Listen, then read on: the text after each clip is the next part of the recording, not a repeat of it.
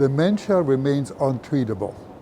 But we have shown in the province of Ontario, population 40 million, that the incidence, in other words, the numbers per thousand, are actually decreasing.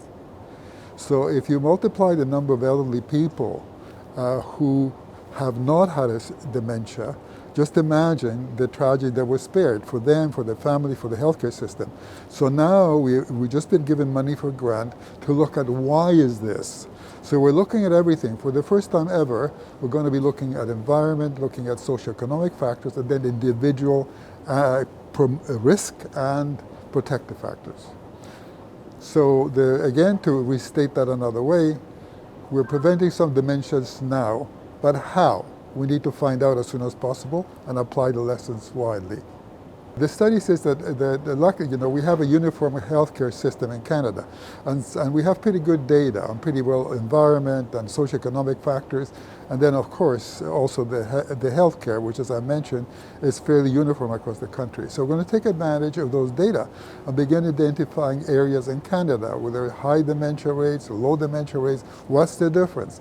What can be applied? And then we're taking what we're calling the CCCAP. CCC capital and then dash capital A capital up, which means a comprehensive approach. In other words, unless you look at everything at once, you won't really know the answers. And there are many answers hidden in the fact that people who look at environment themselves. They don't talk to the people who look at socioeconomics. They don't talk to us clinicians. So for the first time, we're going to put it all together. The second thing is that we're going to take a customized approach, because even in Canada, where we have a uniform healthcare system, the health problems of the north are different from the south. And likewise, in the east, different to the west. So we have to identify which is the most important problem in a given jurisdiction, in a given area, and then develop cost-effective methods of doing it. Because there are many good causes all the time. And we have to justify to those who make the policies that investing in prevention of dementia really pays off.